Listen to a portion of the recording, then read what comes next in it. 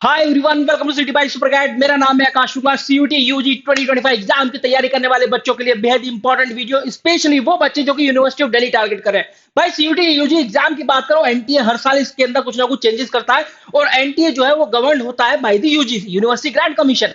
इस बार बहुत सारे चेंजेस सजेस्ट किए गए हैं। ये बोल दिया गया है कि बच्चों को अब जो है क्लास 12th वाले सब्जेक्ट नहीं, कोई से भी सब्जेक्ट दे सकता है। और यूनिवर्सिटी ऑफ दिल्ली की बात करूं तो ये सबसे इंपॉर्टेंट क्राइटेरिया है। यूनिवर्सिटी ऑफ दिल्ली बच्चों को यही बोलती है कि आपको क्लास 12th वाले डोमेन सब्जेक्ट के अंदर ही अपियर होना। अगर आप किसी और सब्जेक्ट के अंदर अपियर हो जाते हैं तो फिर हम वो वाला सब्जेक्ट कंसीडर ही नहीं करेंगे। तो अब क्या होगा नया एलिजिबिलिटी क्राइटेरिया, क्या है नया eligibility criteria university of Delhi का, कोर्स वाइज यहां पर हम डिस्कस करने वाले हैं। और भी बहुत सारे अपडेट्स हैं, जैसे कि अब 37 सब्जेक्ट टेस्ट रहेंगे, 63 नहीं रहेंगे, 20 की 20 लैंग्वेज हटा दी गई है, 6 के 6 डोमेन सब्जेक्ट हटा दिए गए हैं। अब जनरल टेस्ट ना होकर जनरल एप्टीट्यूड टेस्ट होगा।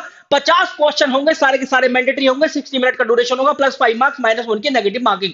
ऐसे बहुत सारे चेंजेस आपको देखने के लिए मिले हैं। तो चलिए डिस्कस करते हैं यूनिवर्सिटी ऑफ दिल्ली अगर आप टारगेट करें तो भैया कोर्स वाइज एलिजिबिलिटी क्राइटेरिया क्या होने वाला है। देखो क्या क्या इंपॉर्टेंट बातें आपको बता देता हूं।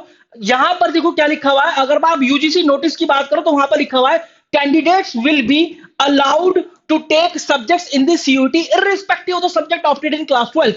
इसका मतलब यह है कि अगर मैं हिस्ट्री, ज्योग्राफी, पॉलिटी में पढ़ रहा हूं क्लास 12 के अंदर, मैं मैथमेटिक्स भी जाकर देकर आ सकता हूं सीयूटी यूजी एग्जाम के अंदर। तो ऑब्वियसली बात है, डिपेंड करेगा कि मैं कौन सा कोर्स और यूनिवर्सिटी टारगेट कर रहा हूं, उसका एलिजिबिलिटी क्राइटेरिया कंसीडर करते हुए ही मुझे सब्जेक्ट कॉम्बिनेशन बनाना है और वो सब्जेक्ट कॉम्बिनेशन मुझे सीयूटी एग्जाम की फॉर्म फिलिंग के अंदर फिल करना है, फिर वो मुझे टेस्ट देकर आना है। लेकिन यहाँ पर यूजीसी बोल रहा है कि भैया अगर आपने मैथमेटिक्स क्लास 12 के अंदर नहीं भी पढ़ा था तब भी आप देकर आ सकते हो। अगर आपने फिजिक्स नहीं पढ़ा, आपने हिस्ट्री ज्योग्राफी नहीं पढ़ा, तब भी आप देकर आ सकते हो। ये इंपॉर्टेंट बात बोली। जबकि डीयू की एडमिशन पॉलिसी बोलती है, ये 2024 की लाइन है या उनके एडमिशन पॉलिसी के अंदर ये दिया गया है कि it is mandatory for the candidate to appear in CUET UG 2024 in दो सब्जेक्ट इन विच शी और ही इज अपीयरिंग और हैज पास क्लास 12। मतलब या तो आप क्लास 12 के अंदर वो सब्जेक्ट जरूर पढ़े होने चाहिए या फिर पढ़ रहे हो, ये जरूरी है आप सीयूटी यूजी के एग्जाम में उन्हीं सब्जेक्ट टेस्ट को दें। तो ये भैया डीयू की एडमिशन पॉलिसी बोलती है।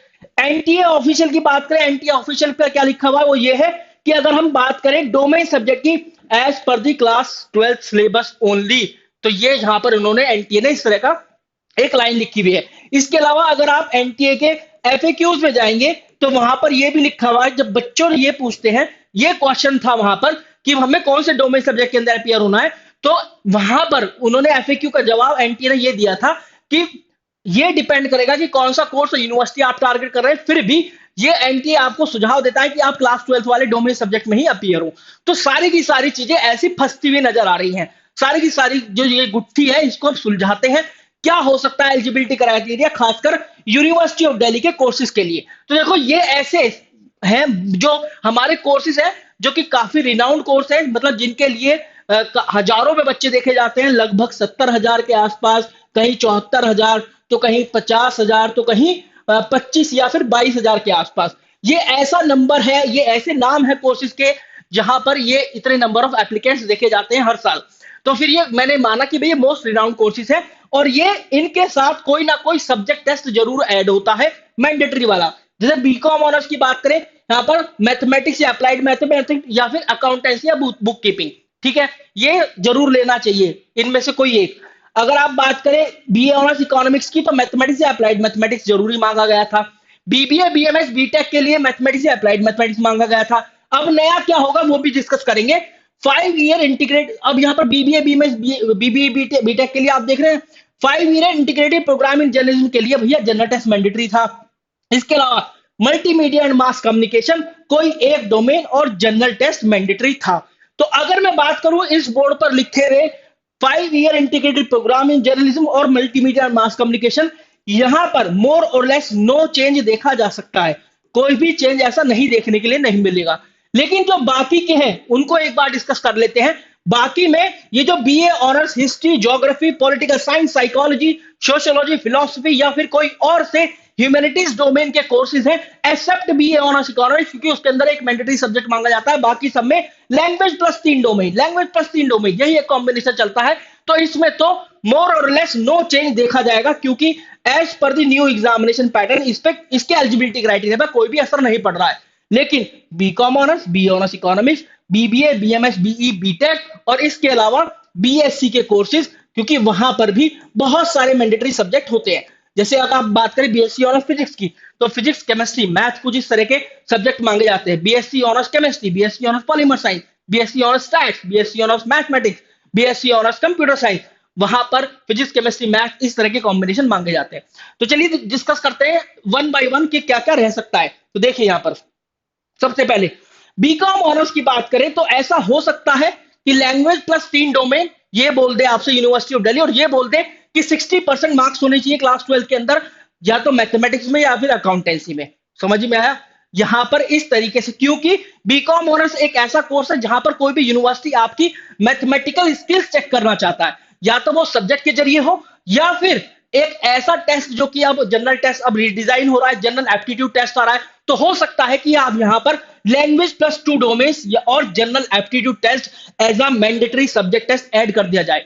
सो फॉर ऑल दो student who are targeting the university of Delhi और उनकी विश लिस्ट में बीकॉम ऑनर्स है, तो जनरल एप्टीट्यूड टेस्ट के लिए तैयार हो जाओ।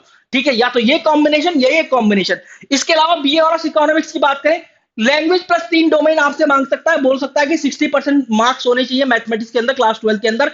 नहीं बोलेगा कि भैया आप मैथमेटिक्स के अंदर अपियर हो या ना हो, कोई फर्क नहीं पड़ता, लेकिन हाँ क्लास 12 का एक एज एन एलिजिबिलिटी क्राइटेरिया वो छोटा सा यहाँ पर ऐड कर देगा, एक मैंडेटरी कंडीशन। या फिर ऐसा हो सकता है कि लैंग्वेज प्लस 2 डोमेन और एक जनरल एप्टीट्यूड टेस्ट, क्योंकि भाई मैथमेटिकल स्किल आपकी कैसे चेक करेगी कोई यूनिवर्सिटी, वो होगा जनरल एप्टीट्यूड टेस्ट के जरिए।